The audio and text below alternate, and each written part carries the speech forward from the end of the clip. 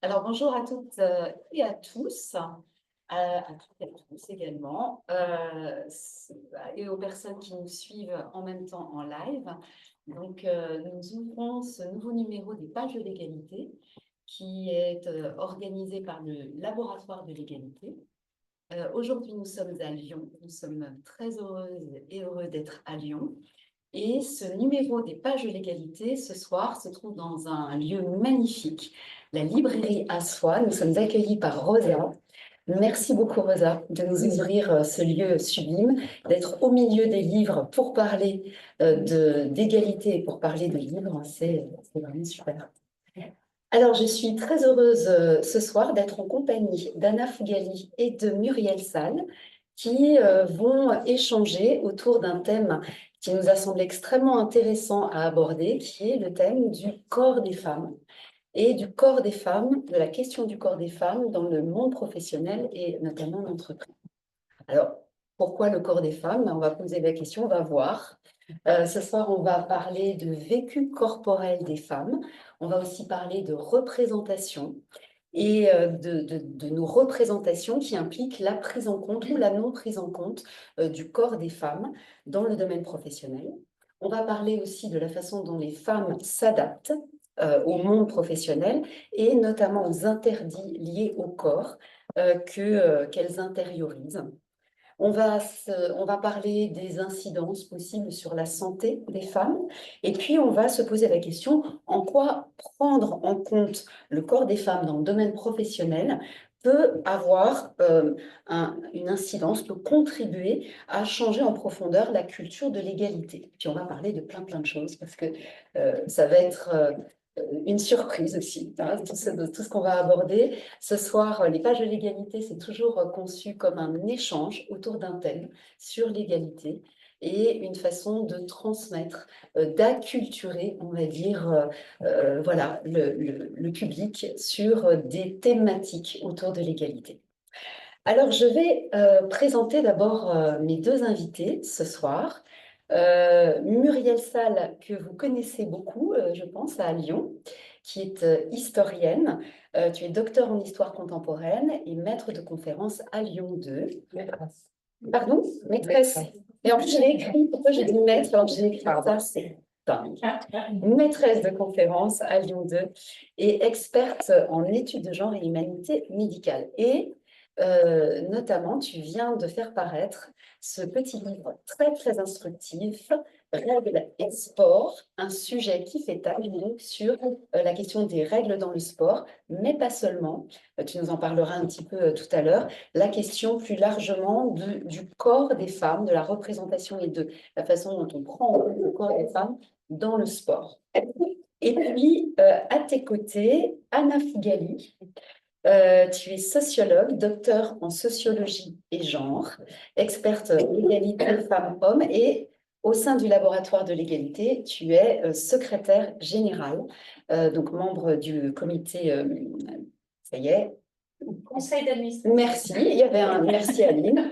Donc ici présente Aline, présidente du laboratoire de l'égalité. Heureusement que tu es là. Donc voilà, tu es la souffleuse en plus ce soir. Donc tu es secrétaire générale du laboratoire de l'égalité et tu as écrit une thèse absolument passionnante dont nous attendons impatiemment la parution. L'éclatement du plafond de verre entre maquillage politique et gender patchworking identitaire. Et donc, tu as aussi parlé et abordé la question largement du corps des femmes en entreprise.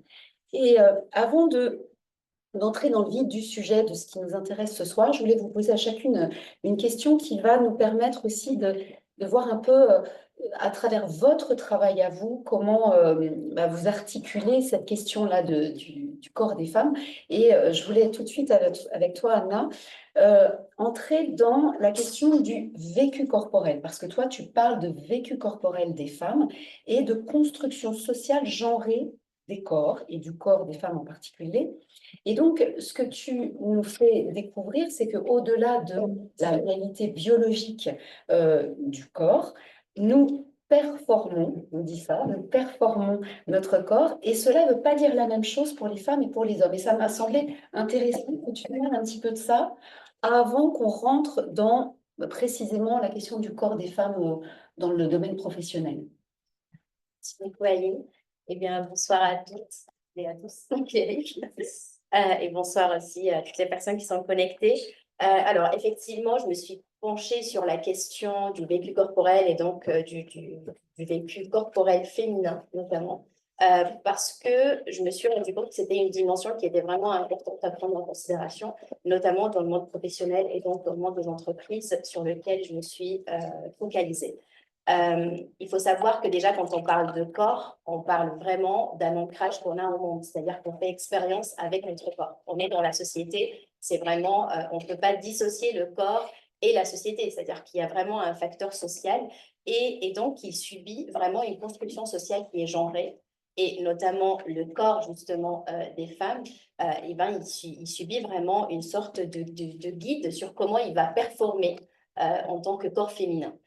Et ça, c'est quelque chose qui est assez différent avec les hommes, c'est-à-dire que c'est déjà Beauvoir qui l'expliquait sur le fait qu'on a l'impression que les femmes, on possède un corps comme les hommes, mais ce corps-là est aussi autre chose. C'est-à-dire que c'est comme s'il existait aussi au-delà de fait de nous appartenir. Et donc, il y a vraiment, ça m'a toujours interpellée à quel point, quand j'ai discuté avec certaines femmes, elles me disaient que c'était différent. À partir du moment où on sort, par exemple, de chez nous, on a conceptualisé voilà, le male gaze, le regard, etc., l'objectivation sexuelle, mais vraiment, il y a cette idée où on se met à nu et on sait qu'on va être regardé. Donc, on fait l'expérience dans la société, mais on sait qu'il y aura aussi ce retour. Et les femmes le subissent de manière beaucoup plus intense. Je ne dis pas que les hommes ne le subissent pas, mais voilà, jusqu'aujourd'hui, en tout cas, ça a toujours été assez inégalitaire dans le vécu, notamment dans l'espace public. C'est-à-dire qu'on a l'impression que la plupart du temps, les femmes, elles sortent d'un point A pour aller à un point B. Et il y a un parcours de combattante pour arriver en fait à ce lieu, parfois, alors que pour les hommes, ils peuvent profiter en fait de l'espace public de manière différente. Et sans parler des transports, etc. Mais sur le terrain, j'ai pu vraiment échanger avec les femmes sur différentes expériences qu'elles ont fait avec leur corps féminin.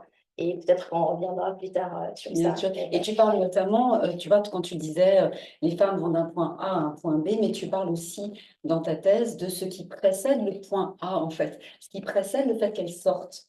Oui. Tout le temps et toute l'énergie et tout ce qu'elles doivent construire pour que leur corps puisse être regardé. Exactement. En fait, ce qui était intéressant, c'est aussi la manière dont elles vont faire attention à comment elles vont représenter en fait leur corps devant les autres. C'est-à-dire que, par exemple, dans le monde de l'entreprise, les femmes, elles vont devoir faire un choix qui ne doit pas être ni trop féminin, ni trop masculin. Elles doivent faire attention même au type de parfum qu'elles vont porter. Vraiment, il y a eu des choses qui m'ont été dites que je ne m'attendais pas du tout. Mais il y a une énergie aussi qui est dépensée sur toute cette représentation en fait qu'elles doivent faire de soi-même et qui n'est pas tout à fait la même que les hommes puisqu'elles se rendent aussi dans des espaces qui ont été faits par des hommes pour les hommes et donc pour elles c'est vraiment elles doivent et c'est ce que je dis aussi qu'elles doivent s'adapter. On parle souvent de neutralité dans le monde professionnel mais vraiment moi j'ai tenu à dire qu'on parle de neutralité masculine parce que c'est une neutralité qui est masculine, ce n'est pas une réelle neutralité. Et dans tous les cas, on ne pourrait jamais parler de neutralité parce qu'on a des subjectivités qui sont présentes dans les lieux. Et voilà, je trouvais un peu incohérent avec la volonté d'inclure de plus en plus de diversité dans le monde professionnel, notamment dans les entreprises. Et donc, j'ai voulu aussi représenter ça. Vous savez, si on regarde une entreprise, par exemple, comme un rectangle, on a l'impression que quand on est un homme, on est un petit carré, donc on rentre parfaitement dans les cases et on peut remplir en fait ça. Mais les femmes, je les ai représentées avec un rang et là, tout d'un coup, on a des marges de liberté qui se créent, qui ne peuvent pas contrôler, qui ne peuvent pas être contrôlées, notamment les règles, d'autres facteurs qui sont liés en fait au biologique et on reviendra plus tard sur ça avec Muriel. Mais ce qui est intéressant, c'est que du coup, la plupart des femmes ont dû, en quelque sorte, endosser ou prendre vraiment les habits d'un carré pour dire, OK, on rentre, vous nous acceptez, et là, j'arrive vraiment à me faire écouter. Mais encore une fois, ce n'est pas une réelle neutralité, c'est vraiment une neutralité masculine. Et donc, voilà, tu vas nous éclairer sur ce vécu féminin notamment. Et Muriel, dans ton livre, ce que j'ai retenu notamment, vraiment très intéressant, c'est que tu abordes la représentation et en quoi les représentations stéréotypées, hiérarchisées des hommes et des femmes vont conduire pendant longtemps à exclure les femmes des activités sportives, physiques, sportives, et vont continuer et continuent encore aujourd'hui à, tu dis, faire écran. J'ai beaucoup aimé cette expression, faire écran par rapport à la réalité des corps féminins. Et moi, je trouvais ça intéressant voilà, peut-être que tu nous dises quelque chose de ces représentations qui font écran par rapport à la réalité des corps. Alors, d'abord, merci pour cette question parce que ça permet de préciser d'où je parle. Oui. Et donc, du coup, deux choses rapidement. La première, c'est que ce livre, c'est un livre de commande. Voilà. La collection qui est donc portée par cette maison d'édition qui s'appelle Les Sportives est pilotée par une copine. On peut aussi dire comment on fait les bouquins, en fait. Hein, voilà. Donc, Julie Gaucher, pour la citer. Qui avait eu un premier numéro, bon, bref, sur la question des dirigeantes, et c'est Béatrice Barbus qui le fait. Et comme elle sait que moi, je travaille sur la question du corps des femmes dans une perspective de l'histoire de la médecine, parce que tu l'as dit, je suis historienne, elle me dit, ouais, les règles, je voudrais pas lui faire un truc. Donc, j'ai fait un travail spécifique de recherche là-dessus pour ce petit livre-là. Donc, c'est aussi important de ne pas vous raconter qu'on a des grands projets de recherche et une forme de cohérence scientifique. Ouais, c'est pas tout à fait comme ça que ça se passe. Bon. Ensuite, la deuxième chose, pour répondre précisément à ta question sur la question des représentations, ce qu'il faut bien comprendre, c'est que moi, je ne suis pas médecin. Je ne suis pas spécialiste de physiologie du sport. Donc, je parle d'un endroit et je suis historienne. Et depuis le début depuis que j'essaye de faire de la recherche, ce qui m'intéresse, c'est l'histoire des idées dans le domaine médical. Et donc, en fait, si vous voulez apprendre quoi que ce soit sur le cycle menstruel, ce n'est pas du tout la bonne lecture. Voilà. Et par ailleurs, comme historienne, j'ai une spécialité, parce qu'on est aussi très spécialisé en histoire, et donc je suis 19e. C'est assez chic de le dire. Donc, voilà. Et je trouve que le 19e siècle, c'est un siècle qui est passionnant pour l'histoire de la médecine, parce que d'abord, c'est le siècle qui invente en fait la médecine telle qu'on la comprend aujourd'hui, la méthode anatomoclinique. Donc, le fait, par exemple, de chercher des signes du corps et de les faire parler et que le symptôme devienne signe de la maladie, ça, c'est une invention de la fin de la fin du 18e, du début du 19e. Quantité d'outils qui servent aujourd'hui encore à faire des diagnostics. Alors, évidemment, la médecine a beaucoup progressé, hein, mais quand même, par exemple, un truc que vous connaissez toutes et tous, c'est le stéthoscope. Voilà, c'est emblématique de cette méthode anatomoclinique où on va chercher à faire parler un corps et puis après interpréter, et y compris à chercher des signes qui ne sont pas dans le visible. Là, avec le stéthoscope, on écoute. Bon. Et le 19e siècle, donc ça c'est l'invention de la médecine, et le 19e siècle, c'est aussi un siècle dans lequel il y a une énorme prolifération de discours médicaux sur le corps des femmes. Alors, il y a toujours eu beaucoup de choses écrites sur le corps des femmes. Tu citais Beauvoir tout à l'heure, elle résume ça avec le sens de la formule qu'on lui connaît. Voilà, elle dit la femme est l'autre, avec un grand A. Donc, en fait, sur les hommes, on n'écrit jamais rien parce qu'en fait, on écrit tout le temps sur les hommes. Et donc, quand on écrit sur une population spécifique, c'est sur les femmes. Donc, ça donne une impression de survisibilisation.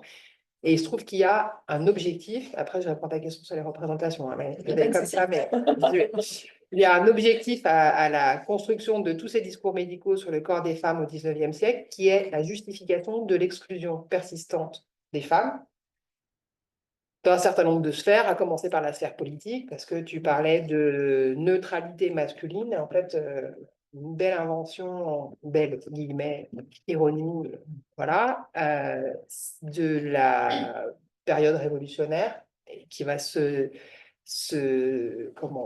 caractériser particulièrement en 1848, c'est l'invention de l'universel masculin. Parce que 1848, c'est le suffrage universel masculin, parce qu'on n'a pas peur des oxymores au 19e siècle. Universel masculin, pas de problème.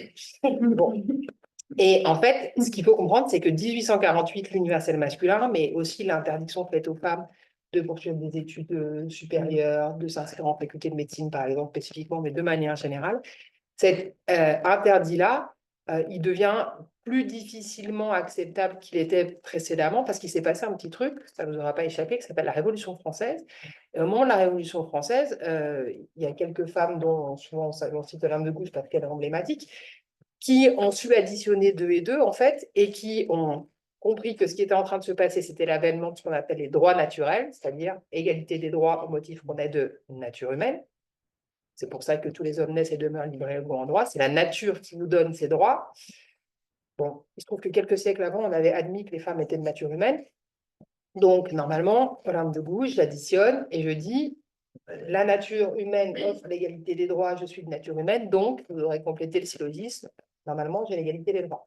Or, ce n'est pas ça qui s'est passé, donc il a fallu déployer tout un arsenal intellectuel, et les médecins qui arrivaient à ce moment-là et qui avaient besoin, enfin, c'est aussi le moment où les médecins conquièrent leur légitimité sociale, politique, alors aussi parce qu'ils deviennent efficaces du point de vue de la thérapeutique, mais aussi commencent à prendre une place de prescripteurs, pas seulement d'ordonnances, mais de prescripteurs, par exemple, de politique publique. Bienvenue à Lyon, hein, dans une ville qui a compté un très grand nombre de très grands-mères qui étaient tous des médecins. Donc voilà, ça c'est assez significatif. Eh bien, ces médecins, ils vont participer activement à disqualifier les femmes sur ce par quoi elles pouvaient prétendre se qualifier, donc la nature.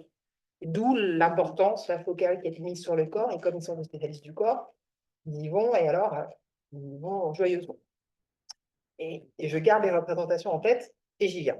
Le truc, si je puis dire, c'est que, évidemment, ces savoirs médicaux, ils sont construits, on fait un peu d'histoire ou de sociologie des sciences, bon, c'est des savoirs androcentrés, c'est-à-dire c'est les hommes qui parlent, qui théorisent essentiellement d'un point de vue qui est un point de vue masculin, et qui font parler des corps et des phénomènes biologiques qui, c'est Delphi, je crois, qui dit ça de manière très efficace, qui dit en fait, les phénomènes, Christine Delphi, qui dit les phénomènes, le corps ne parle pas, en fait, avoir ses règles ou ne pas avoir ses règles, comment dirais-je, avoir un vagin, une vulve plutôt qu'un pénis, des testicules plutôt que des ovaires, voilà, ça n'a pas de sens en soi, ça a le sens qu'on décide de lui donner. Donc c'est là que du coup, il va y avoir ce mot-clé, qui est le mot-clé représentation.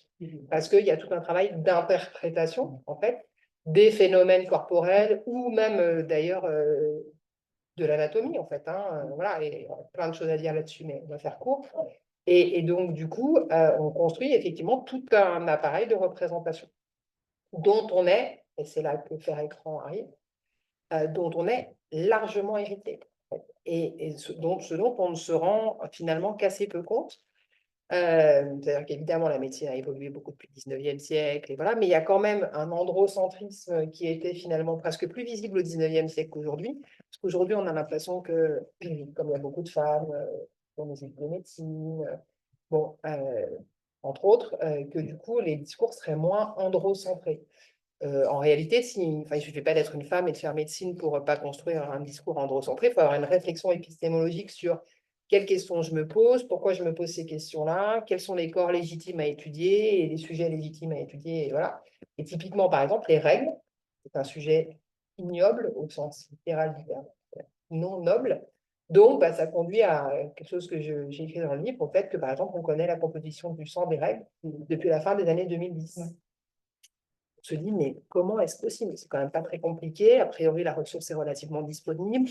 Bon, vous faites une lame, vous regardez. On a, avant la fin des années 2010, en fait, parce que c'est indigne. Donc, voilà. Et puis, bon, comme les hommes ne vont pas s'occuper de ces choses-là. Et donc, du coup, cette représentation dépréciative du corps des femmes préexiste et fait écran, si je voulais avoir l'air savant, je dirais c'est un obstacle épistémologique.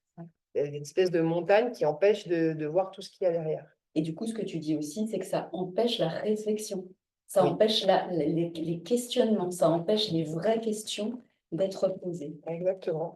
On n'arrive même pas à se les formuler. C'est ça. On les a simplement pas. Ouais. Voilà. Et ça empêche, et c'est ça, ça va être ça aussi l'objet un peu de notre échange, ça empêche aussi de poser la question du corps dans le travail, dans le domaine Oui. professionnel et le corps des femmes. Forcément. Et c'est là où je vais vous poser la question, on va y venir vraiment au cœur de notre sujet. A priori, comme ça, pourquoi se poser la question du corps des femmes au travail? Ou en tout cas, pourquoi se poser la question du corps des femmes dans le monde professionnel? Voilà, c'est comme si ça n'avait pas droit de citer. Comme si, je ne sais plus, je crois que c'est toi, Anna, qui disait, que c'était hors sujet, en fait. Et pourtant, on pose la question. Alors, pourquoi on se pose la question et de quoi parle-t-on concrètement quand on parle du corps des femmes dans le monde professionnel? Professionnel. Alors, c'est une très bonne question parce que c'était un peu ce que je me suis dit aussi en fait au départ dans ma recherche, Ouais. il y a quelques années maintenant. Alors, il faut savoir que du coup, je voulais savoir qu'est-ce qui se passe au-delà du plafond de verre que j'ai précisé hiérarchique. Peut-être tu peux me rappeler qu'est-ce que c'est que le plafond de verre, parce que peut-être Bien sûr. Donc, c'est vraiment l'idée d'avoir des obstacles qui sont liés, bien sûr, au fait d'être femme, de ne pas pouvoir dépasser certaines échelles, donc au niveau hiérarchique, par exemple, dans une entreprise, ne pas avoir un très bon poste. Et ces obstacles peuvent représenter voilà, plusieurs questions thématiques, facteurs.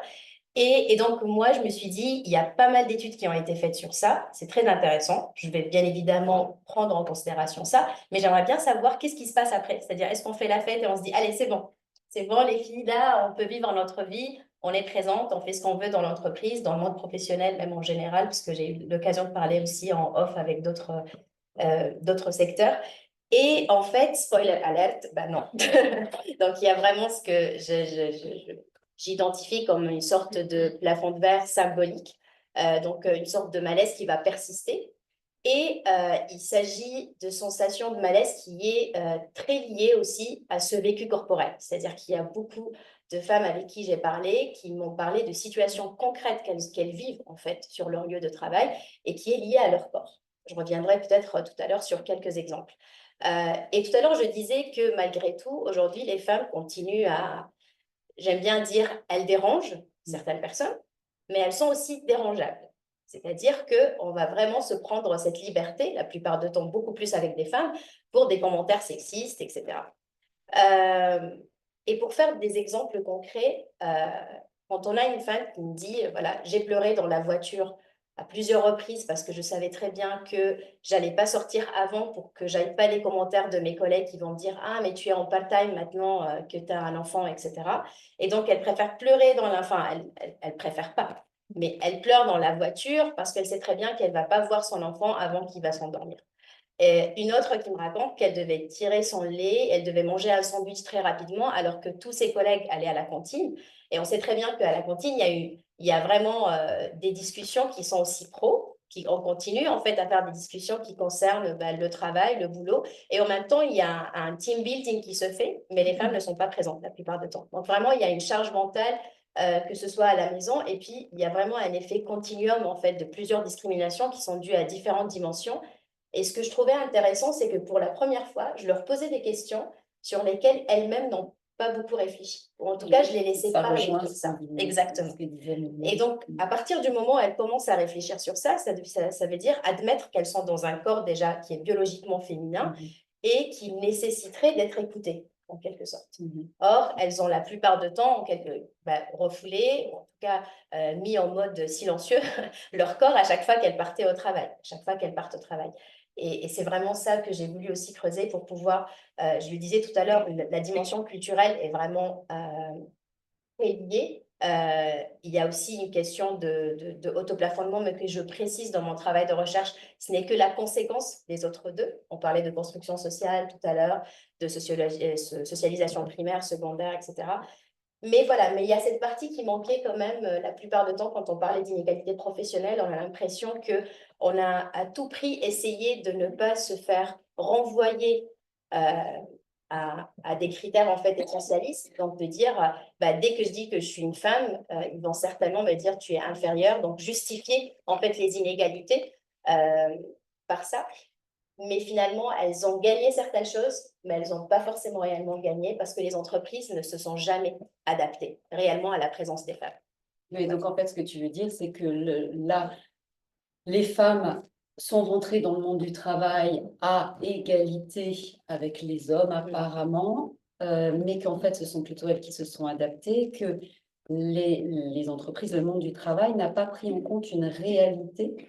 Pour le coup, peut-être Muriel, tu pourrais nous en dire quelque chose, n'a pas pris en compte la réalité, une réalité encore, en tout cas, qui serait la réalité du corps des femmes et de ce que ça conduit. Est-ce que ça Est-ce que cette question-là du corps des femmes pose une nouvelle question au monde professionnel et à l'entreprise en particulier qu'elle ne se posait pas avant? Alors, bah, pour la peine, enfin, que le corps des femmes soit une réalité qui est, on va dire, un impensé dans le monde du travail, euh, il y a effectivement beaucoup de travaux qui le montrent. Bon, par exemple, il y a des travaux en ergonomie qui montrent qu'il y a beaucoup d'outils de travail qui ne sont pas complètement adaptés. Bon, mais on trouve de tout, hein, depuis la taille de votre smartphone, celle de la souris, des claviers d'un format d'ordinateur, mais les postes de travail aussi quand on est là, des postes de production. Comment? Les tenues vestimentaires, oui, effectivement, j'ai vu les femmes pompiers, je crois qu'elles ont des tenues adaptées et à leur taille et à leur morphologie depuis la deuxième moitié, enfin, je crois que c'est 2021 ou 2022. Ah oui, seulement c'est un. Et c'est pas juste une question de taille, c'est aussi une question de, par exemple, de largeur des épaules, enfin, bref. Donc, ouais, ça, effectivement, il y a beaucoup de, il y a beaucoup de travaux qui montrent que prendre en compte la réalité du corps des femmes dans le monde du travail, c'est quand même quelque chose qui est largement passé sous silence. Alors, moi, mais j'ai un peu l'impression de dire une évidence, mais en fait, c'est simplement lié au fait que les femmes rentrent sur le marché du travail sans y être. En fait, pour moi, les femmes, elles rentrent sur le marché du travail comme les filles rentrent à l'école. C'est-à-dire un peu, on leur ouvre la porte, mais sans adapter le contexte d'accueil, en fait. Voilà, on sait que, par exemple, la mixité scolaire, elle ne s'est pas construite pour accueillir les filles à côté des garçons et dans une perspective qui serait de production d'une égalité entre les filles et les garçons. Mais c'est écrit comme ça dans la loi, hein. On accueille les filles à l'école pour rendre service aux familles au plus proche de leur domicile. Donc, c'est écrit comme ça. 1975, loi Abi. Et en plus, en se défendant bien de vouloir faire l'égalité, parce que ça, c'est un principe par ailleurs fort discuté. Je vais le citer. Et en fait, le monde du travail, c'est pareil. Donc, du coup, sans grande surprise, les outils ne sont pas complètement adaptés. Mais, alors, c'est là que moi, j'ai une. Peut-être je vais direct au sujet, mais enfin, bref, à ce point-là. En fait, moi, je ne suis pas forcément très à l'aise aujourd'hui avec la revendication de spécificité corporelle féminine. Mais peut-être que nous serons en désaccord sur ce point de vue-là. Voilà. Parce que il me semble que cette revendication-là de la prise en compte de la spécificité féminine, si on ne veut pas tomber dans l'essentialisme, elle requiert de commencer par faire tout un travail d'analyse des discours qui existent, pour confère ce qu'on disait précédemment, un repérage des représentations, les repérer, leur tordre le cou, et ensuite, éventuellement, on pourra commencer à parler de certains vécus corporels féminins. Et l'exemple que j'ai en tête, parce que c'est une toute petite actualité éditoriale, parce que j'ai un article qui est paru la semaine dernière là-dessus, et parce qu'on s'en était parlé, c'est par exemple la question du congé menstruel, qui, vous serez probablement pas d'accord avec moi, mais c'est pas grave, j'y vais, me semble être une mauvaise idée. Voilà. Parce que, et pour différentes raisons, peut-être que je développerai à un autre moment, mais parce que c'est, en fait, et comme d'ailleurs je l'écris aussi dans le bouquin, je ne sais plus où, on se rend compte que, en fait, on réexprime des idées qui sont des idées hyper anciennes, avec un vocabulaire qui est un petit peu différent, voilà.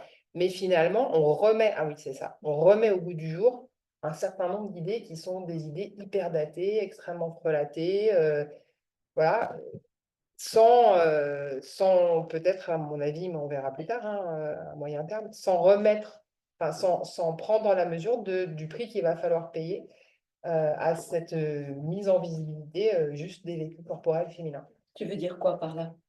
Ça va être quoi le prix à payer? Ah ben, le prix à payer, à mon avis, ça va être déjà que l'égalité professionnelle n'est pas une réalité, même si on met en avant ces vécus corporels-là. Je ne dis pas qu'il ne faut pas le faire du tout, je dis sans ce vrai travail préalable, alors l'égalité professionnelle qui est déjà pas engagée, enfin pas advenue, risque fort d'en prendre un coup. Voilà.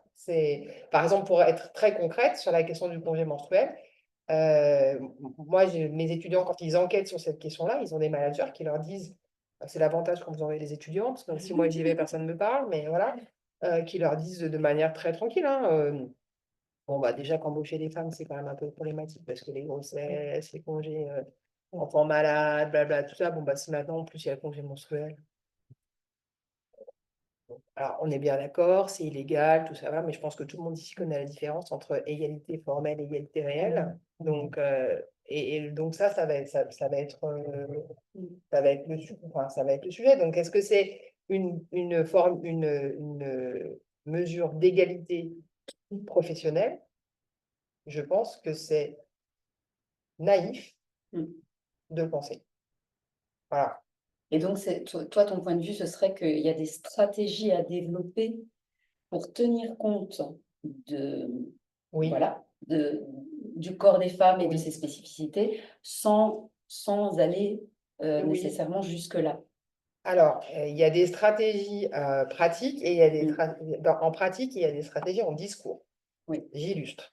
Et il y a des stratégies en pratique, par exemple, plutôt que de demander voilà, typiquement un congé menstruel, qui en plus, parenthèse, mais voilà, n'est pas la demande des bénéficiaires. Hein. Ça, c'est ça qui est formidable. C'est-à-dire, quand on fait des entretiens avec des bénéficiaires au sein de la structure sur laquelle on a enquêté, les dames, elles vous disent bah, franchement, c'est faute de mieux parce que c'est pas de ça que j'ai besoin. Voilà. Et elles demandent un aménagement du poste de travail, elles demandent un aménagement du temps de travail, elles demandent, mais elles ne demandent pas à rester chez elles, en fait.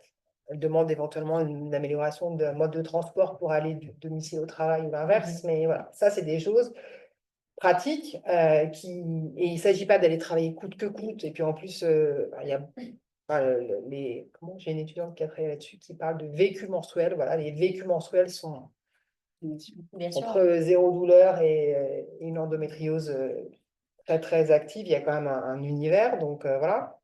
Donc en pratique, je pense qu'il y a des choses à penser qui sont des alternatives et qui visent vraiment pas, c'est pas ça mon propos, à faire en sorte que the show must go on, hein, c'est pas ça, mais voilà, d'avoir des adaptations qui me paraissent à la fois plus concrètes et puis en plus qui évitent aussi de renvoyer, là pour la peine avec le vécu menstruel, moi ça me frappe, hein, mais j'espère que je suis pas la seule, on renvoie le vécu corporel à domicile. Hein.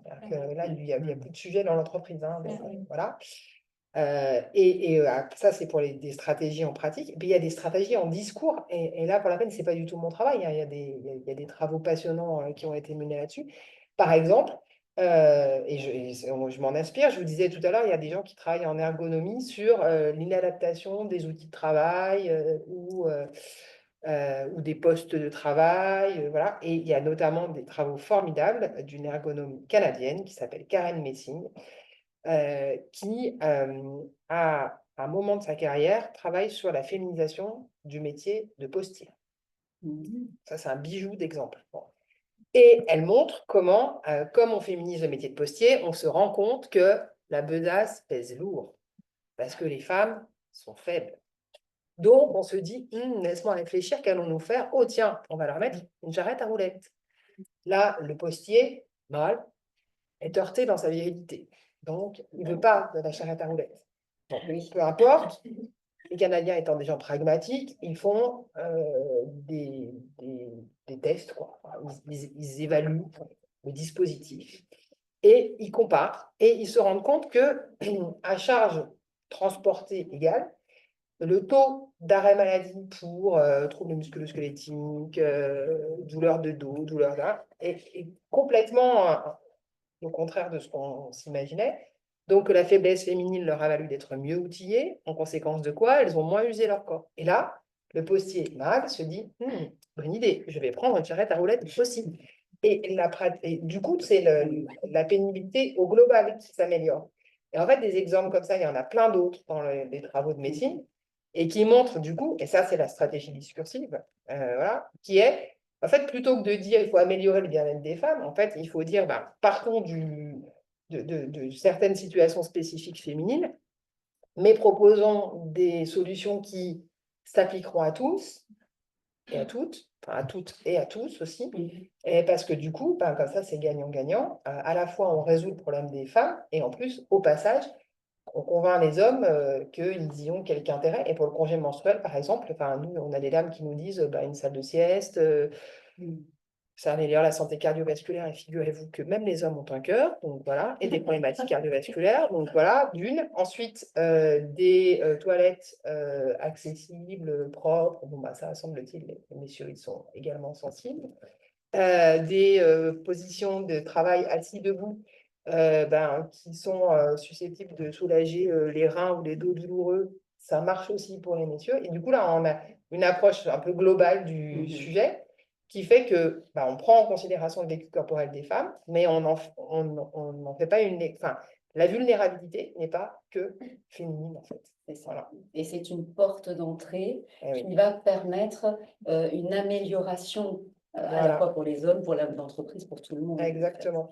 Alors là, effectivement, ça peut sembler assez évident à partir du moment où il y a des sujets qui sont identifiés. Ce que toi, tu disais, Anna, c'est que sur un certain nombre de sujets qui concernent le corps des femmes, ça n'est pas même pas identifié parce que, y compris les femmes, font elles-mêmes tout un, alors je ne vais pas dire un travail, mais en tout cas, se silencient elles-mêmes, on pourrait dire, sur des sujets, sur tous les sujets qui les concernent et qui concernent leur corps. Alors, on abordera le sujet avec toutes les deux.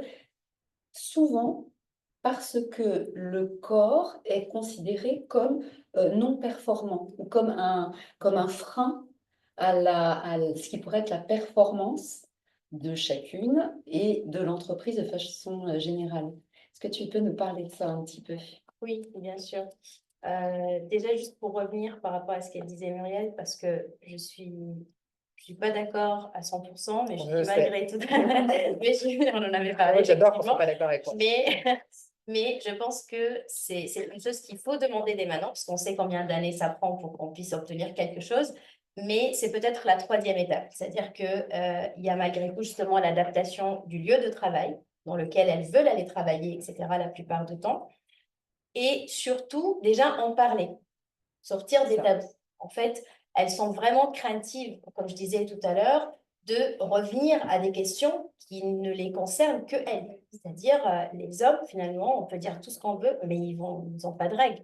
Donc, finalement, il y a des sujets qui ne touchent que les femmes. Et je ne trouve pas correct qu'on doit toujours trouver des solutions de comment contenter aussi les hommes pour qu'on puisse faire des différences. Ben non, en fait, parce que les femmes aujourd'hui, elles sont tout aussi performantes que les hommes. On parle beaucoup de management féminin et on sait à quel point il y a des caractéristiques qui rajoutent, en fait, ils ont même augmenté la productivité en fait, des entreprises. Je ne vois pas pourquoi ces personnes-là ne puissent pas, parce que j'ai parlé aussi avec des femmes qui m'ont dit bah, l'effet boule de neige, on le remarque. Dès qu'on a quelqu'un qui est responsable, il y a même une femme, tu parlais de l'endométriose, elle a dit bah, notre responsable, elle en a parlé parce qu'elle-même, elle en souffre. Et là, tout d'un coup, pendant les réunions, quand on dit j'ai mal, j'ai pas besoin de dire j'ai mal à ma tête ou je sais pas pour dire quelque chose qu'un homme aussi pourrait dire, bah, j'ai tout simplement mes règles. J'ai des douleurs, en fait. Et là, tout d'un coup, il y a Froide-Vomitry, Camille Froide-Vomitry qui parle de nœuds phénoménologiques, c'est-à-dire il y a des moments de la vie d'une femme dans lesquels il y a un changement qui est lié à un changement corporel. Donc, on parle de règles, on parle de grossesse, il y a aussi les fausses couches, il y a des avortements, il y a la ménopause, et tout ça n'est jamais pris en considération parce que jusqu'aujourd'hui, et en plus, c'est intergénérationnel. C'est-à-dire que j'ai parlé avec des femmes qui avaient de 28 ans jusqu'à 56, et à chaque fois, c'était vraiment de comment s'adapter à certaines situations. Et ce que je voulais dire, c'est que malgré tout, je pense que la performance aujourd'hui des femmes, elle est là. Et ce n'est que elles qui peuvent réellement en fait pousser à prendre, à faire des changements concrets en disant, bah, on est là, c'est nous en fait qu'on vous fait vivre.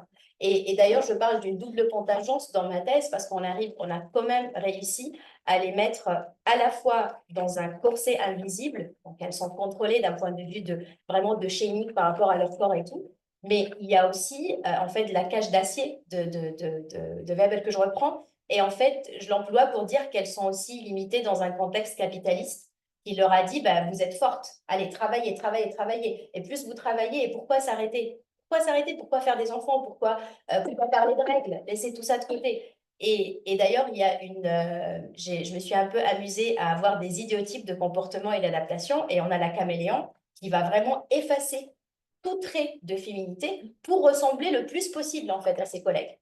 Qu'est-ce qu'elle a gagné de ça? Probablement une très bonne carrière, mais dans leur discours, on retrouve le malaise qui a perduré pendant des années. Et je pense que, en fait, et ça, c'est un peu peut-être la militante qui est en moi, mais vous m'excusez, je suis secrétaire générale d'une association qui milite pour ça. Mais on en a un peu marre de devoir toujours renoncer à quelque chose, ou en tout cas de parler, de chuchoter en fait certaines choses. Et pareil, moi, avec mes étudiantes, quand elles demandent les serviettes hygiéniques et qu'on a l'impression que c'est vraiment tabou, et quand j'ai demandé à tout le monde, et il y a les garçons qui ont commencé à rire, je leur ai dit, bah, quand on demande un chewing-gum, une cigarette, etc., ça ne vous choque pas. Pourtant, vous le faites aussi pour des personnes, des fois, qui ne fument pas. Voilà, donc ça doit être vraiment normalisé, pas banalisé, par contre, parce que justement, c'est important. Mais voilà, c'était pour dire que cette performance ne devrait plus être touchée, parce que je pense que les femmes, elles ont montré à quel point elles étaient même plus performantes que certains hommes. Et je trouve même voilà, stupide, j'oserais dire, de la part de certaines entreprises de se dire aujourd'hui, on va quand même continuer à attirer ces femmes-là. Parce qu'on le voit avec la jeune génération, en revanche, qui est aujourd'hui dans une situation d'insertion professionnelle, ils posent des questions. Ils posent des questions concrètes. Donc, sur la manière dont elles vont travailler, sur l'accompagnement qu'il va y avoir. Parce que pareil, quand on a une femme qui dit j'ai avorté le matin, l'après-midi, je suis retournée après la pause déjeuner et je ne savais pas si je pouvais me lever ou pas parce que je vais avoir une tâche de sang, etc. Mais qu'il n'y a aucun accompagnement psychologique et parce qu'elle doit être performante et qu'elle ne doit rien d'autre montrer, je pense qu'on ferait mieux d'accompagner ses talents, cette performance, tout en lui donnant la possibilité d'exister en tant qu'humain. Première des choses, on a le droit de souffrir tout en restant performante. Mais tu ne crois pas que, et on viendra peut-être ça te fera rebondir, Muriel, sur la question de la performance dans le sport et le corps des femmes par rapport à cette question de la performance.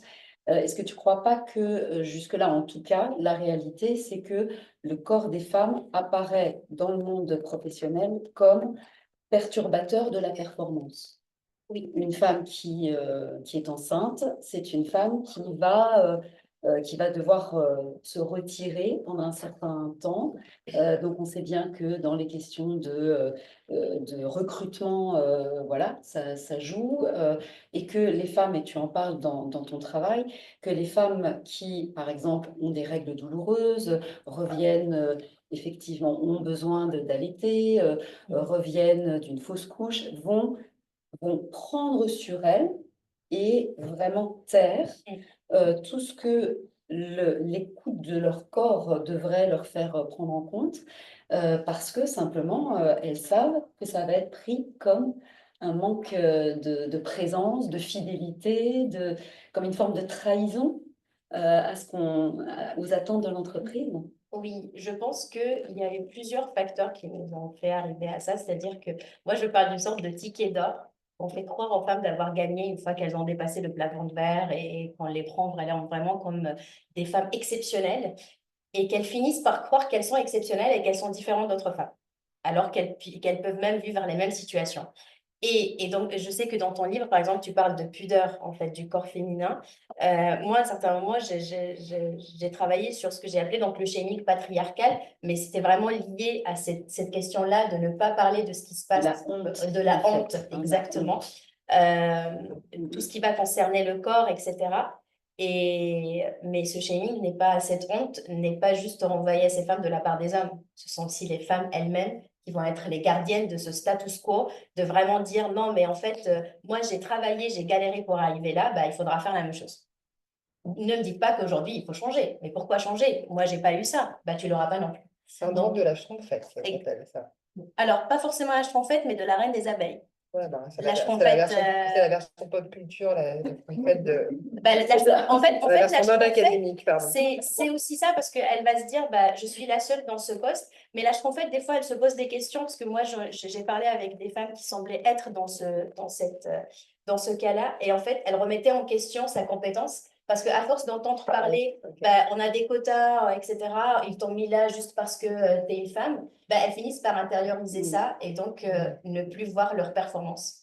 Et de se dire, ah, mais merci, ils m'ont donné déjà quelque chose, je vais le faire. Les règles, non, ça n'existe pas. Un enfant, mais non, j'en veux pas. Enfin, il y a plusieurs choses comme ça qui vont... Donc, c'est pour ça que je faisais la distinction, parce que dans ma thèse, effectivement, je parle des deux. Mais les reines des abeilles, il y en a.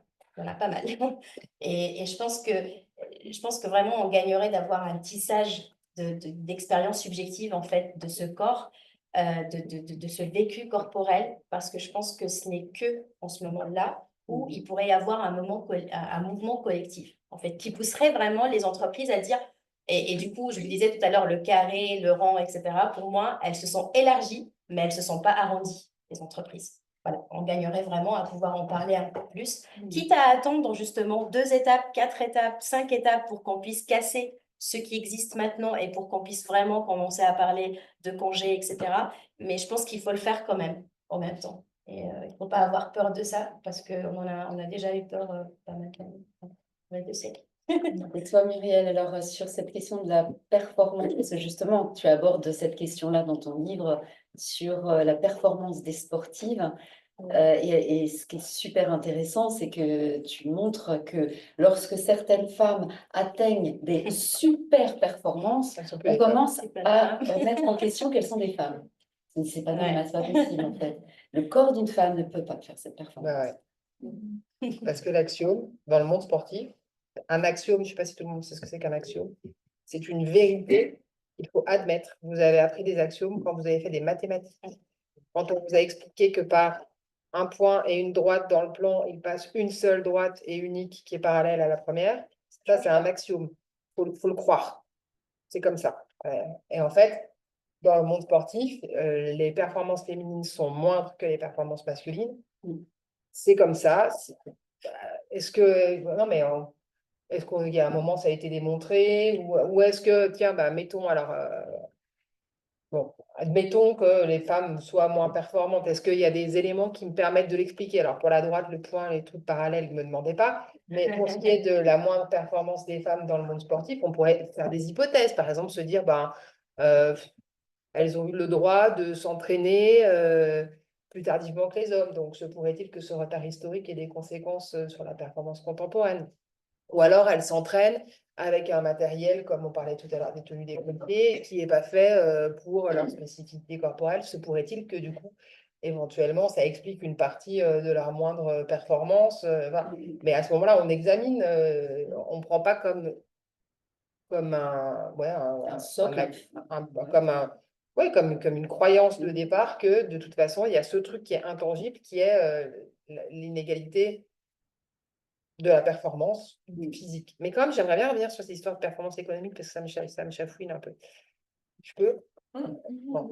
Parce que j'ai écouté avec attention et voilà. Alors d'abord, moi, j'ai quand même un vrai sujet qui est l'entreprise, lieu de travail. Bon, on est dans des sociétés capitalistes, je ne vous apprends rien. Donc, du coup, les entreprises sont le lieu où on cherche la performance. Ça, pour la peine, c'est un axiome, quoi. Sinon, il faut changer de système économique. Mais bon, voilà.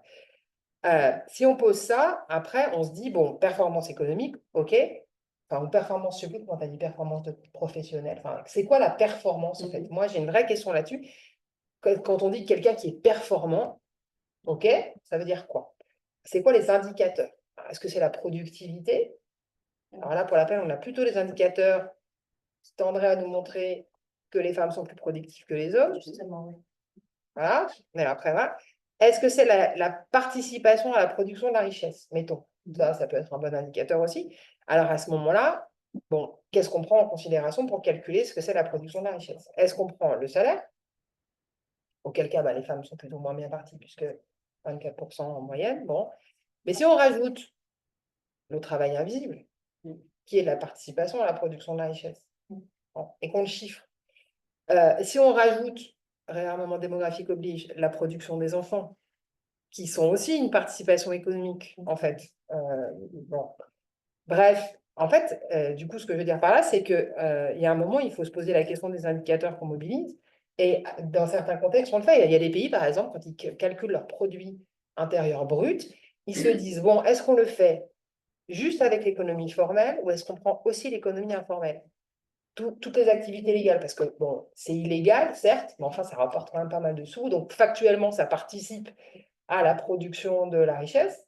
Donc, ben, peut-être on va inclure les activités de l'économie informelle dans la production de notre produit national brut. Il y a des gens qui arrivent à penser ça, alors qu'on parle d'activités criminelles, hein. Donc là, moi, je ne demande pas ça, hein, je dis juste, est-ce qu'on pourrait peut-être compter le travail non rémunéré, la production des enfants, on sait chiffrer, hein, on sait chiffrer. Bon, donc du coup, c'est un vrai... La performance, ça me pose un problème. Et du coup, après, la performance sportive, il y a quelques étudiants dans STAPS ici qui le savent mieux que moi. C'est quoi une performance sportive? En fait, il y a autant de réponses à cette question, par exemple, qu'il y a d'activité physique. La performance sportive, ça va être d'être explosif quand on est quelqu'un qui court de 100 mètres. Ça va être d'être endurant quand on est quelqu'un qui fait de l'ultra-trail. Bon, voilà, donc moi, je ne sais pas ce que c'est la performance sportive, comme ça en général.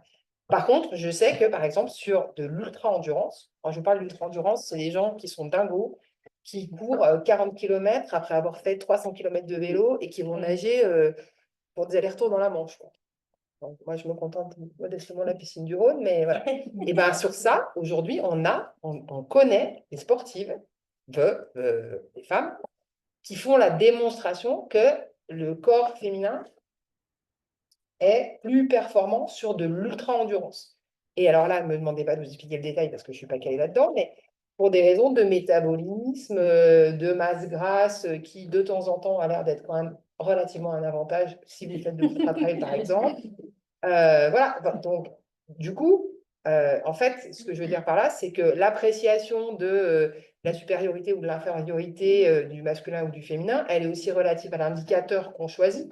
Et voilà. Et si la performance, elle est, comme les discours médicaux, androproduite, ben, étonnamment, elle valorise des facteurs comme étant considérés comme performants, qui sont des facteurs plutôt masculins, et elle déprécie plutôt, mais c'est pas très surprenant en fait, c'est même assez désespérément simple. Oui, mais alors du coup, ça veut dire que si, par exemple, en entreprise, le corps féminin, dès qu'il se manifeste, on va dire, dans sa spécificité, il est considéré comme un frein à la performance sur un plan capitaliste. Tel que défini, On est super dans une d'accord. perspective androcentrique. Tout à fait. Ça veut dire qu'il y a des conséquences.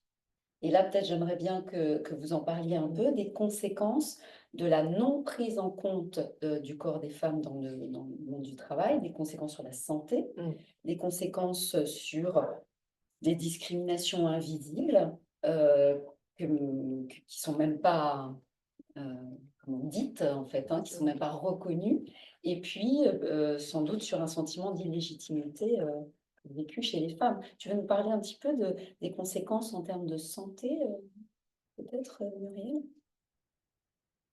Ou des conséquences, en tout cas. Voilà. Qu'est-ce que ça...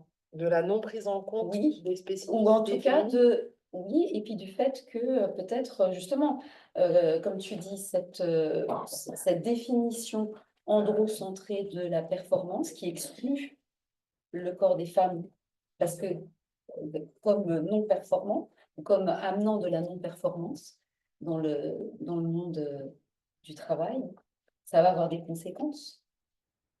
Oui, bah après, je cherche par quel bout attraper le truc parce qu'en fait, les conséquences en termes de santé, elles sont tellement énormissimes Ben oui, je sais bien. que. Des bon, exemples peut-être? Ah bah, Des exemples? je sais pas, par exemple, le fait que. Alors, la maladie, la maladie du siècle, on dit ça régulièrement. Il n'y a pas très longtemps, c'était le mal de dos. Enfin, bon, voilà. Aujourd'hui, la première maladie professionnelle en France, c'est les troubles musculo-squelettiques. Bon. Épidémie silencieuse, épidémie féminine. Il y a plus de Il femmes y a une qui sont... prévalence D'accord. masculine-féminine. Bon. Pourquoi? Alors, je le fais point par point. Le premier, on l'a dit tout à l'heure, des outils non adaptés. Bon, si vous êtes, par exemple, en hyperextension sur vos doigts parce que, je ne sais pas moi, votre clavier n'est pas adapté à la taille de vos mains ou votre smartphone, voilà, il n'y a pas besoin d'être grand clair pour comprendre que assez rapidement, vous allez fatiguer vos articulations plus que si vous avez un outil adapté. Mais il y a aussi d'autres choses qui expliquent épidémies de troubles musculo-squelettiques qui sont liées, par exemple, aux conditions de travail, qui sont liées à la nature même des emplois qui sont occupés par les femmes. Quand vous êtes, par exemple, quand vous êtes précaire, que du coup, vous êtes sur une multiplication de CDD qui vont vous conduire d'un employeur à un autre employeur. À chaque fois, du coup, vous vous réadaptez, par exemple, à un nouvel outil de travail. Donc, vous refatiguez votre corps d'une nouvelle façon. Et du coup, c'est pas que vous êtes à la base plus fatigable, c'est que ces changements d'outils de travail et ces requêtes en adaptation qui tiennent au fait que vous avez que des contrats courts, ben vous usent votre corps de manière plus précoce. Puis en plus, le drame avec les troubles musculo-squelettiques, c'est que c'est des maladies qui s'installent à bas bruit. Et donc, du coup, en fait, on les repère au moment où les femmes sont en toute fin de carrière, ou par ailleurs, on peut imputer une bonne partie de leur douleur à la ménopause, par exemple, au hasard. Et donc, du coup, là aussi, tout ça, c'est des choses qui vont faire écran. Donc, en fait, des conséquences en termes de santé physique, il y en a énormément et qui tiennent. Alors, il y a à la fois le fait que le corps des femmes n'est pas pris en considération, mais il y a aussi un autre point, à mon avis, important dans le monde du travail, qui tient au fait que, de la même façon qu'on présume que le corps des femmes est plus faible que le corps des hommes, on présume que les femmes font des métiers moins pénibles que les métiers des hommes. Donc, du coup, bah, comme ce n'est pas pénible, ce n'est pas la peine de les outiller. Donc, par exemple, c'est un exemple qui vous frappera, on a mis quand même vachement de temps avant de se rendre compte que quand on était hôtesse de caisse et qu'on passait des packs de 6 litres de lait en étant en position assise, voilà, on sursollicitait ses lombaires. Et ça, on a mis très longtemps à s'en rendre compte. Et là aussi, Karen Messine, qu'il faut vraiment connaître, elle a fait des travaux dans une usine de textile, c'est ça, de textile, où elle se rend compte que, par exemple, on mesure la charge qui est portée par les manutentionnaires, qui sont des hommes, qui déplacent des gros rouleaux de tissu. Donc là, on se dit, oh, bah, ça a l'air lourd.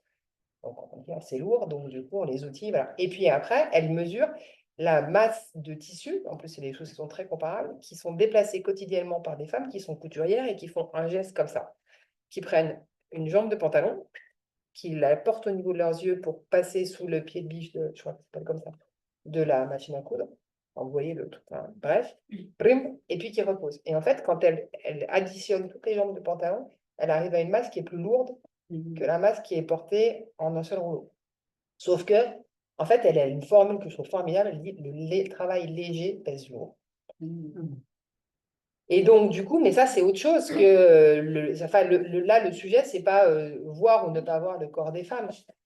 Mais ça fonctionne de la même façon, c'est plutôt voir ou ne pas voir la pénibilité du travail des femmes. Et du coup, ne la voyant pas, elle n'est pas outillée. Et puis après, je pense que tu aurais plein de choses à dire là-dessus, mais il y a aussi beaucoup de choses à dire parce que tu as parlé tout à l'heure je ne sais plus si tu as dit syndrome de l'imposteur, de sentiment d'imposture peut-être. Oui, c'est un sentiment Donc d'imposture. il y a aussi plein de choses sur les questions de santé mentale, par exemple. C'est ça, peut-être tu peux J'allais nous en parler dire, un oui. petit peu aussi, toi. Exactement, oui. Anna. J'allais justement dire que au-delà de tous ces facteurs de santé, etc., les risques psychosociaux, aujourd'hui, on en parle un peu plus quand même, mais on ne se rend pas à quel point il y a des conséquences sur la vie privée aussi de ces personnes-là qui vont les subir. C'est-à-dire, tout à l'heure, je parlais de ce qui peut se passer au travail, ce qui peut se passer à la maison, mais il y a aussi ce qui peut se passer en allant au travail. C'est-à-dire qu'il y a des femmes qui vont subir aussi des agressions en fait verbales, etc., ou des attouchements qui arrivent déjà au travail.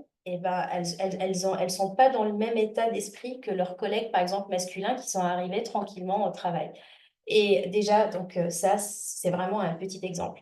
Mais l'effet continuum dont je parlais tout à l'heure, en fait, de cette violence masculine, imaginons de la voir à la maison, de voir aussi qu'on finit par légitimer parfois, ou alors on va la légitimer au travail et donc on finit par la légitimer à la maison. Et il y a vraiment un flou qui se crée entre ce qui est acceptable ou pas, parce que la plupart du temps, je me disais, oui, bon, ils m'ont dit ça, les collègues, dès que je leur dis que j'étais enceinte, mais bon, ils rigolaient, ils sont gentils au fond.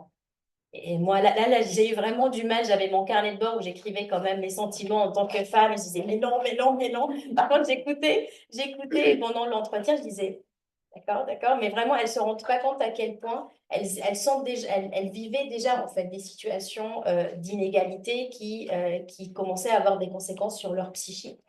Et Ce que je voulais dire aussi tout à l'heure, je parlais d'autoplafonnement comme étant une conséquence, donc c'est ce sentiment d'imposteur, etc. Et ben c'est une des conséquences. C'est-à-dire qu'il y a des femmes qui vont aussi finir par ne plus demander des promotions, par se dire bah, je laisse tomber. On parle beaucoup de burn-out, mais on commence à parler de opting out, pardon. Et donc vraiment prendre l'option de dire allez, je prends la porte, je pars, je fais ma propre entreprise ou je cherche quelque chose. Il y a des personnes qui préfèrent ne pas vivre, par exemple, dans les grandes villes, parce qu'elles se sont rendues compte que dans d'autres petites villes, ça se passait un peu mieux, pas très bien, mais un peu mieux. Donc voilà, donc il y a vraiment des conséquences sur, je dirais, un peu le tout. Et ce qui est important, c'est de prendre en considération tous ces aspects ensemble. Oui, puis notamment le sentiment, ça peut être aussi le sentiment d'illégitimité Oui, bien sûr. lié au fait d'avoir des problématiques Oui. Liées au corps Oui. et en tant que femme. Mhm. Le sentiment d'illégitimité, ce qui est légitime, en fait, c'est de ne pas, que le corps ne parle pas, en fait, dans le domaine professionnel. Le corps, c'est du domaine du personnel et ça ne doit pas être amené dans le monde du travail. Donc, il peut y avoir aussi un sentiment d'illégitimité lié à ça. Non? Exactement. Oui.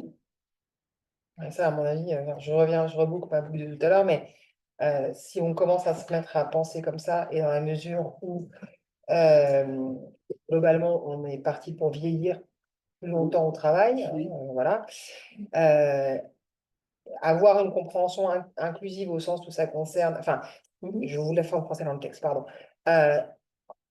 En fait, que le corps se manifeste, que le corps souffrance manifeste dans la sphère professionnelle, bon, d'abord, c'est déjà une réalité, même si on fait semblant de ne pas le voir, parce que par ailleurs, on discute entre col blanc quand même, je pense qu'on peut se le dire aussi. Je pense qu'on n'est pas nombreux ici à souffrir dans notre corps au travail. Enfin, en tout cas, moi, je ne souffre pas dans mon corps au travail. Euh, donc déjà, on porte un regard qui est quand même socialement situé. Mais au-delà de ça, si on commence à se dire il y a la souffrance corporelle, elle va se manifester parce qu'on va vieillir au travail, comme on va tous être grosso modo des malades chroniques d'ici à 2050, et c'est une bonne nouvelle, hein, ça n'a pas l'air d'en être une, mais c'est une bonne nouvelle, ça veut dire qu'on est de mieux en mieux soignés et que donc du coup on vit avec nos maladies plutôt que d'en mourir. On préférait vivre sans maladie, mais bon, on vit avec nos maladies. Chronique, ça veut dire vous avez un lumbago chronique, vous avez un diabète insulinodépendant contrôlé, vous avez une hypertension, enfin, on est malade chronique quand on est dans cette situation-là. Bon, et ben, en fait, les corps des hommes vieillissent de la même façon.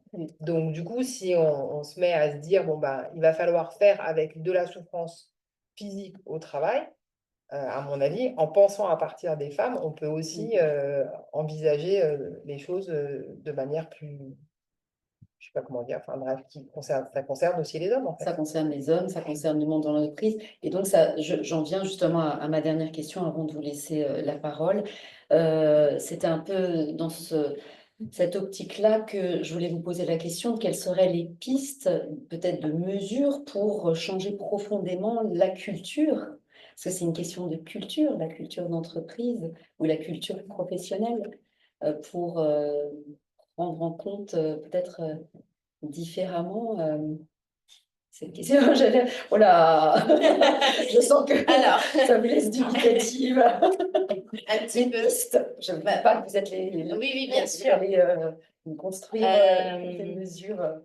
Déjà, la première des choses, c'est ce que je disais tout à l'heure, se rendre compte Oui. d'être en train de vivre des inégalités. Parce que c'est ça aussi, c'est qu'on nous a tellement inculqué une certaine manière de faire, comme tu disais, voilà, mettre en silencieux certaines choses, etc., qu'on finit par s'habituer. Et si on s'habitue, bah, on se dit c'est normal, c'est la normalité, c'est normal, etc.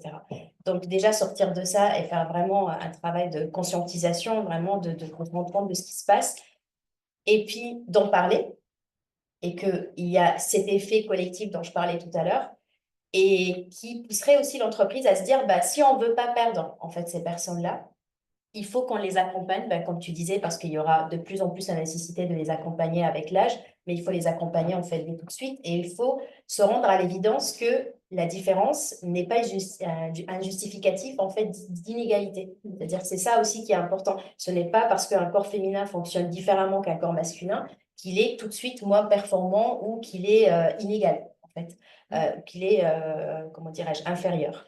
Et il y a la question aussi de l'éthos professionnel des femmes, c'est-à-dire vraiment leur implication Aujourd'hui, on a pu faire des pourcentages, on en a parlé, etc.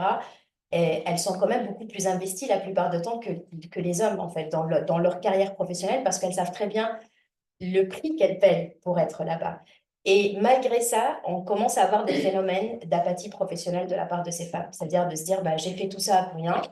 Bon, allez, finalement, je deviens monotone, je termine mon travail, ce qu'il faut faire, et puis voilà. Donc, elles n'obtiennent pas une récompense, et je pense que les entreprises doivent se rendre compte à l'évidence que s'ils veulent pas perdre encore une fois, leur performance, mais dans le sens de rentabilité, de comment d'argent ils vont faire, voilà, comment d'argent ils vont pouvoir faire, il faut vraiment se rendre à l'évidence que parmi leurs meilleurs employés, ils ont des femmes, la plupart du temps. Et la quatrième et dernière chose, il faut aussi, et je le dis dans ma thèse, et j'ai voulu vraiment travailler sur le vécu des femmes et parler avec elles, parce que j'ai pris en considération, figurez-vous, des entreprises qui ont des index à l'égalité excellents. Donc, je me suis dit, allez, facile, elles vont me dire, tout se passe bien, je veux voir vraiment des milieux parfaits. Eh bien, non. Donc, il faut aussi arrêter de dire que les chiffres et les pourcentages peuvent résoudre en fait tout. Non, on peut vraiment cacher beaucoup de choses derrière ces chiffres-là. Et parmi les femmes que j'ai interrogées, il y en avait une qui travaillait dans la communication pour l'entreprise et c'est à elles-mêmes qui ont demandé de mettre dans une sous-section avant que ça soit vraiment obligé de les rendre publiques. Donc, on sait à quel point il ne faut pas arrêter de parler de ce qui se passe réellement et de donner la parole, en fait, et la voix, mais quand c'est quelque chose, c'est ça, aux personnes qui vivent ces situations-là. Et donc, Muriel, quelles auraient été les pistes que tu nous aurais partagées? Je parle de culture, hein, parce que ce n'est pas des histoires de mesures précises. Voilà. Est-ce qu'il y a une culture de l'entreprise à faire évoluer à ce niveau-là? Le récolte. Non, en fait, je vais répondre complètement à côté, hein. Non, mais moi, j'ai un vrai sujet, mais peut-être que c'est hors sujet. Si c'est le cas, je m'arrête. Mais moi, j'ai un vrai sujet avec toute cette rhétorique qui est vraiment intéressante et qui est, enfin, la logique de la rétention de talent, par exemple. L'idée qu'il faut améliorer les conditions de travail pour retenir les talents. Alors, bon, moi, j'enseigne à l'université, donc ça me va peut-être mal de dire ça de là où je suis, mais en fait, ça vaut pour, les gens qu'on considère dont on considère qu'ils ont du talent. Euh, il y a quand même, enfin, pardon, mais dans le monde du travail, je ne prétends pas du tout le connaître particulièrement, mais il y a quand même plein de gens qui sont dans des postes où, franchement, on s'en fout complètement qu'ils aient du talent, quoi. Et où non, mais pardon, enfin, c'est quand même une réflexion de cas de sup, quoi, si je peux me permettre de le dire comme ça. Ou par exemple, se dire, bah, tiens, on va prendre soin du corps de nos salariés, là, parce qu'ils sont compétents et donc on veut qu'ils durent dans la durée, mais ça vaut pour les corps qui comptent. Il y a quand même plein de corps qui comptent pas au travail. Enfin, et depuis j'ai dit des hôtesses de caisse, les femmes de ménage, donc voilà. Donc en fait, donc je réponds pas à la question, hein, Si. mais pardon. Mais du Si, coup, j'ai pas de piste pour ça en fait. Mais c'est une culture de société, de façon plus générale. Moi, j'ai pas de piste tu vois, pour les gens qui. Et quand je dis qu'ils sont sans talent, c'est pas du tout pour déprécier la chose. C'est ben voilà pour ce qui est, me semble-t-il, un peu l'ordinaire du monde du travail, quoi.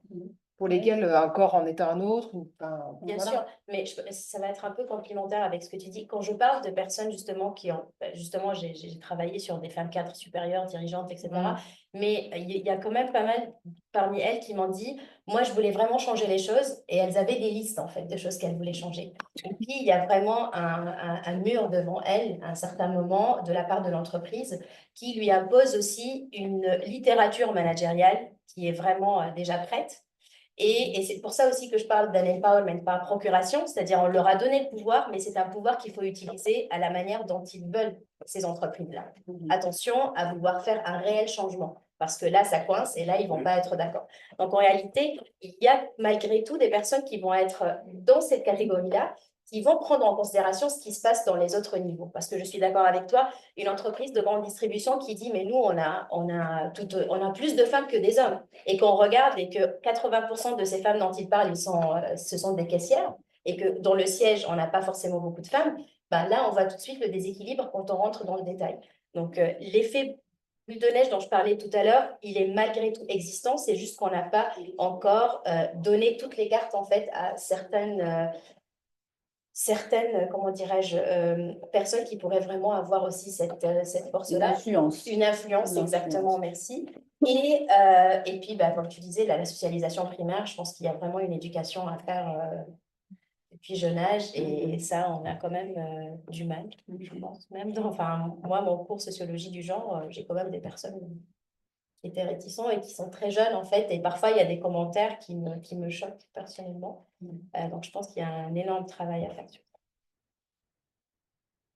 Je fais quelque chose, mais... J'entends que ce que tu dis, non mais vas-y, j'en prie. Ce que tu nommes en tout cas, c'est qu'il y a corps et corps et qu'il y a des corps différents, effectivement. Et que Non, et puis il n'y a pas que il y a pas que du genre, en fait. il y a pas que du genre. Il y a quand même beaucoup, il y a de la classe, quoi. Il y a de la classe. Ouais, absolument. Absolument, oui. Ouais. Après, si, peut-être une piste, mais c'est pas vraiment une piste, mais comme tu dis, culture d'entreprise et tout, moi, je pense qu'il faut être hyper attentif à, je crois que je dirais les choses comme ça, changer le script vraiment. C'est-à-dire, il ne faut pas essayer de, mettons, aller de jouer un rôle, je sais pas, imaginons une pièce de théâtre où tous les auteurs, tous les personnages soient des hommes. Bon, allez, on va s'entraîner à jouer les hommes. Ça ne marche pas. Il faut réécrire la pièce de théâtre. Et je suis quand même assez frappée par le fait que, par exemple, sur les questions du corps, là, j'ai retrouvé un truc, donc voilà. En fait, il y a une réappropriation de. Enfin, il y a une. Enfin, les femmes s'approprient un discours sans analyse critique. Et celui qui m'avait frappé, alors je ne vais peut-être pas trop me faire des amis, mais c'est pas grave, tant pis. Il y a pas très longtemps, en 2019, il y a eu un livre qui s'appelle Kiffe ton cycle, d'une dame qui s'appelle Gaëlle Baldassari, qui dit qu'il faut faire de son cycle menstruel un allié du quotidien. Et ça, c'est une rhétorique qui a fait le buzz beaucoup dans le monde sportif, où on a quand même eu un premier moment où on vous dit, ben, alors les femmes ne sont pas performantes parce qu'elles ont leurs règles. Et maintenant, la nouvelle tendance, il y a des travaux à l'INSEP, il y a des gens qui réfléchissent en physiologie du sport et tout, pour faire non pas que faire en sorte de limiter les effets négatifs du cycle, mais pour faire du cycle menstruel une ressource. Et alors, ça donne quand même des trucs, je vous lis, hein, je vous promets que je n'invente rien. Les femmes font des plans dans la période où elles se ressourcent. Donc ça, c'est une période de votre cycle menstruel préovulatoire. Puis elles se mettent en action, après quoi elles communiquent et interagissent pour faire valoir, pour finalement voir ce qui ne va pas avant de se ressourcer à nouveau et de refaire des plans. Donc ça, c'est le cycle menstruel. Et en fait, c'est tout le vocabulaire de la conduite de projet. Donc, on a juste repris le même vocabulaire pour par ailleurs valider des idées qui sont l'idée que le corps des femmes fonctionne de manière cyclique. Parce que là, pour la peine, pour moi, on n'a pas du tout réécrit le script. Et ça, pour moi, en fait, le piège, il est là. Donc, du coup, je n'ai pas de piste pour faire changer la culture de l'entreprise. On ferait des réflexions. En fait, surtout, il faut vraiment... faut pas juste... alors, je ne sais plus qui c'est qui dit le féminisme, c'est pas juste un arrangement... merci, des normes cosmétiques. Redis-moi la citation, je l'ai perdue. Ouais, mais la citation, c'est toute une vie à refaire. C'est toute une vie à refaire, voilà. Tout un temps, toute une vie à refaire. Et la deuxième qui me vient, alors merci Rosa, tu vas me servir de... Hein, les outils du maître ne peuvent pas servir à détruire la maison du Ça, maître. c'est Audrey Lorde. Merci, voilà.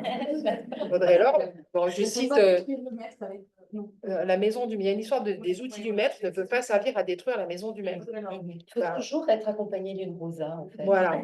Mais je savais qu'elle était là. Donc, voilà.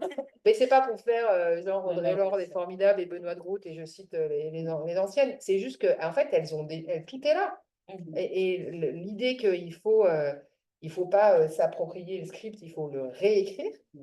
Et donc, pour en revenir à la culture d'entreprise, il ne faut pas aménager un temps de travail pour qu'il y ait du congé menstruel à la marge. Moi, je pense qu'il faut penser les choses de manière plus... Radicale. Ouais, j'allais dire structurelle parce que je ne peux pas dire radicale. Radical. Allez, go. Est-ce que maintenant je me tourne vers vous, auriez-vous des questions à poser à Muriel et Anna? Vous êtes les bienvenus sur ce sujet très complexe. On a une question. Ah oui. On vous écoute. Laurence. Oui, vous m'entendez? Pardon, il faut que je monte le son. On Voilà. vous entend. Voilà. Laurence de Joigny. Euh, je suis consultante sur les questions femmes et santé pour le Cercle Interrel. Mais c'est en dehors de mon intérêt pour le Cercle Interrel.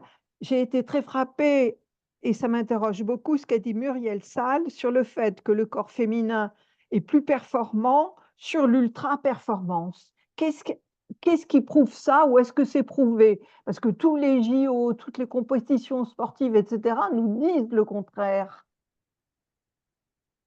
J'ai eu, moi, un très beau travail de mes étudiantes dans un master qui s'appelle le master EGALAPS, qui est allé voir les performances des femmes sur de l'ultra trail. Alors, il faudrait que je vous retrouve toutes les données. Voilà, et comme c'est de la littérature grise, malheureusement, comme souvent, c'est pas de la littérature qui a fait l'objet d'une publication, puisqu'elle a soutenu son Master 2. Et là, je regarde des étudiants de Master en leur disant, le jour où vous faites un Master 2, vous allez m'en faire un article, fin de la parenthèse. Écoute, en fait, j'ai noté votre nom, et si vous voulez, je vous l'envoie le mémoire. Très bien. Voilà. Mais alors, c'est bien spécifique, c'est-à-dire que c'est de l'ultra trail, c'est de l'ultra endurance.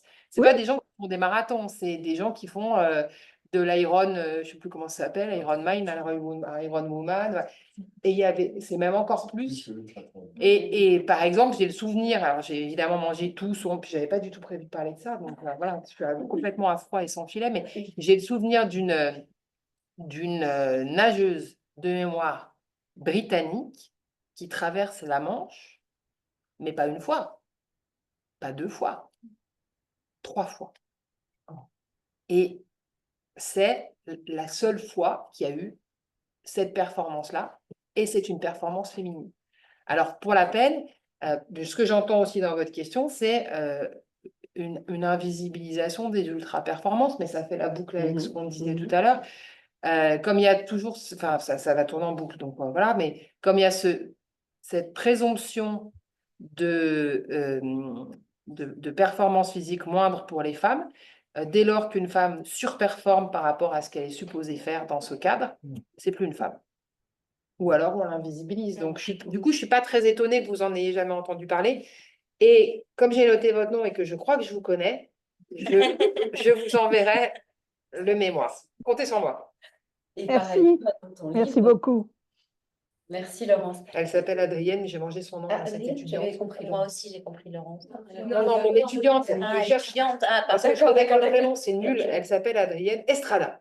Ça y est, je l'ai retrouvé. Je vous enverrai le mémoire d'Adrienne Et Estrada. d'ailleurs, tu cites dans ton livre, alors je ne sais plus sur quel type de performance, une femme qui avait obtenu des performances bien nettement supérieures aux hommes dans sa catégorie, Et pouf, on fait disparaître et on a la fait mixité. disparaître la mixité. Ah ouais. Exactement. Après, juste après, Elle qu'elle adorait ait ça aussi. obtenu. Et Je puis moi, sais je me plus du tout, souviens, c'est- justement, Ouais. dans le fameux colloque dont on parlait sur la question de ce colloque était qu'est-ce qu'une femme, on le citait tout à l'heure en 2022, euh, une, euh, une intervenante qui parlait aussi de ces surperformances féminines qui avaient abouti à des enquêtes sur est-ce que ce sont bien des femmes? Puisque si elles surperforment, c'est que ça ne doit pas être des femmes. Et derrière cette femme doit se cacher un homme. Oui, bah ça, c'est Kester Semenya, Voilà. c'est Iman Iman Khelif, Ouais, Iman enfin, je Khelif. parle de Voilà, donc à la ça pose française. quand même toujours cette Enfin, il y en a question. plein des exemples. Et par ailleurs, c'est pas pour dire genre classe puis genre race, mais c'est pas n'importe quoi, c'est pas n'importe qui, c'est aussi les femmes qui sont racisées. Ce qui a aussi son importance. C'est pas du tout mes travaux à moi, ça c'est les travaux d'Anaïs Boyon. Il faut connaître sur cette question-là. Il faut que je vous retrouve. C'est un truc de Ça devrait incroyable. être sur lorsqu'ils ont changé, ils ont C'est page, vu ça. page 22, je sais plus. Je 22, promets que je n'invente J'en rien. profite pour vous conseiller la lecture de ce petit livre qui se lit rapidement, mais qui est vraiment, vraiment une mine d'or, parce qu'on y voit, enfin, il n'y a pas que la question des règles, il y a toute l'histoire, justement, moi, ce qui m'a beaucoup passionnée, il y a toute l'histoire des représentations du corps qui aboutissent à l'exclusion des femmes voilà, du domaine sportif pendant longtemps et justement de toutes ces problématiques qu'on est en train d'évoquer. Est-ce que vous avez d'autres questions qui vous viennent, hein, peut-être? Oui, je vous en prie. Alors, est-ce que nous avons d'autres ouvrages à vous conseiller Sur quel sujet? sur le sujet du corps des femmes au travail? C'est une bonne question, on n'a pas fait le boulot avant. Léonie, si on se connaît, je vais faire un peu comme Muriel tout à l'heure. Tu pourras me contacter, je te dirai, parce que tu pourrais regarder déjà la bibliographie. Certaines parties, je pourrais t'indiquer. Voilà. Mais je ne sais pas, effectivement, vous avez d'autres idées à partager. On n'a pas. Là, c'est la question piège parce qu'on aurait pu préparer une petite Ouais, bibliographie. Oui, quand même. oui, c'est pour ça que... Rosa, Oui, Rosa, que... non pas en ligne, mais en présentiel. Oui, alors, quand je vais mon travail, là, il faut que je sois devant mon rayon pour Ça. me cacher, mais après, corps des femmes de manière générale, c'est plutôt Camille Froidevaux. Camille Froidevaux-Métry. Qui est philosophe.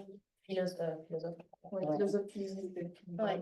Après, si vous voulez des trucs ancrés, le rapport du Sénat hein, sur la question du corps des femmes, il y a un rapport du Sénat qui est disponible en ligne. Alors, c'est pas forcément une lecture de chevet en mode détente, tout ça, mais là, il y a. Bah, puis, en fait, il faut quand même savoir que le Sénat, l'Assemblée nationale, ils créent des commissions d'enquête, enfin d'enquête, ça va pas être le terme, mais des commissions, et ils interrogent des experts ou des expertes. Donc du coup, si vous voulez pas lire tous les experts et tous les experts, vous lisez les rapports du Sénat, vous avez une synthèse efficace. Et sinon, Mona Chollet, pardon, je me suis rappelé Mona Chollet et Garcia, mais je m'en rappelle. Manon Garcia. oui, Garcia. Sur la Et, beauté. et Mona Chollet, qui parle aussi de toute une partie. et la personne canadienne Christine. que tu as citée tout à l'heure, Muriel, est-ce que c'était Karen Messing? Karen Messing. Oui, Karen Messing. Karen Ouais. Messing. On a aussi son livre, Le deuxième corps. Ouais. Ah oui. Donc, je le dis un peu plus fort pour les personnes qui Ah. nous suivent. Karen Messing, Le deuxième corps. Ouais. Ouais. Femme au travail, de la honte à la solidarité. Il y a une question en ligne? Oui, Marie. Oui. C'était aussi juste une occasion de vous partager que le laboratoire de l'égalité a un groupe de travail sur la question de la santé des femmes au travail qui est actif en ce moment. Et du coup, c'était justement à peu près en même temps que le rapport du Sénat. On a un rapport, nous, qui a été fait par notre groupe de travail sur la santé des femmes, qui a été rédigé en grande partie par Patrick Bocard, et qui était copilote du groupe de travail, et le groupe de travail qui est piloté aujourd'hui notamment par Marine Darnaud.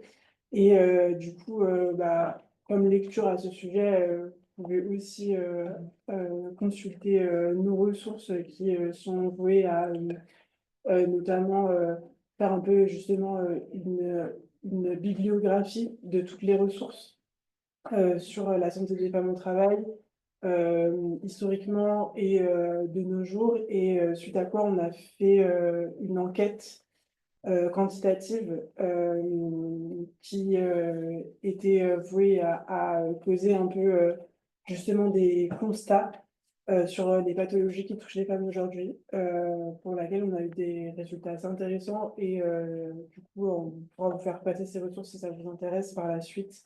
Et aujourd'hui, on a lancé une campagne nationale de consultation de experts et expertes et de parties prenantes de la santé, justement pour partir de ces constats-là et trouver des solutions. Donc en fait, il y a un peu une réponse à ta question de tout à l'heure, Aline, et c'est un chantier sur lequel le laboratoire de l'égalité est complètement positionné en ce moment. Donc, Merci Cyrine. Et donc, je vous invite aussi, ça me permet d'avoir l'occasion de vous inviter à suivre les actions du laboratoire de l'égalité. Et j'en profite aussi parce que j'ai complètement oublié de prendre le petit livre, tu l'as là.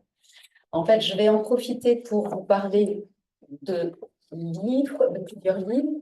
Là, je voulais vous parler, merci aussi, de la collection Égal à Égal, qui est la collection du laboratoire de l'égalité qui est en train de reprendre. Nous relançons avec ce nouveau numéro, bande dessinée Les femmes sortent de leur bulle. La collection Égal à Égal, ce sont des petits livres qui font le point rapidement, mais profondément et vraiment avec beaucoup de sérieux et de rigueur sur des sujets qui concernent l'égalité. Cette collection Égal à Égal, qui a été interrompue pendant un certain nombre d'années, est en train de reprendre. Donc, il y a à la fois des nouveaux numéros qui sont prévus, des nouveaux sujets, et à la fois des remises à jour de sujets voilà, qui avaient fait l'objet de livres.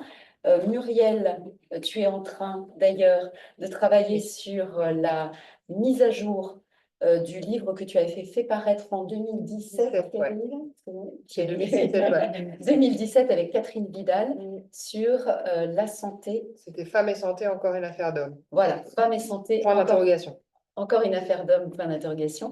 Donc, il va y avoir la mise à jour de ce livre-là qui va paraître dans notre collection Égal à Égal. Donc, je vous invite à regarder ces super petits livres. Vous allez pouvoir trouver ici, donc, ce livre-là, si ça vous intéresse de l'acquérir, ce livre de Muriel Salle, qu'elle se fera une joie de vous signer. Oui, absolument.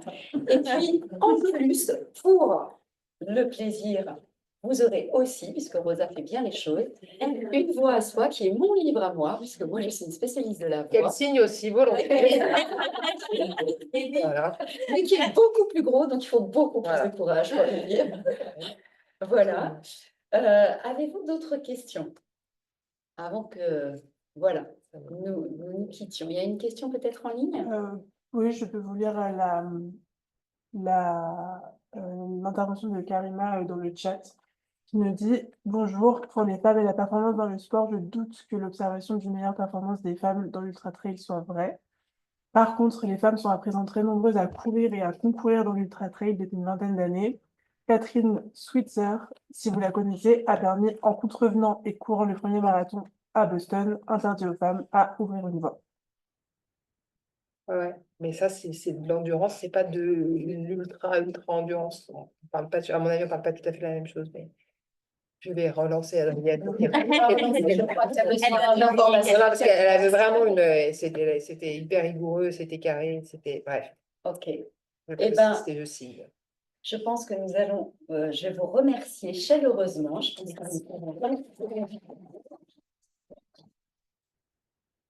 remercier vraiment beaucoup Rosa pour son magnifique c'est le laboratoire de l'égalité, à sa présidente, présente ici Aline.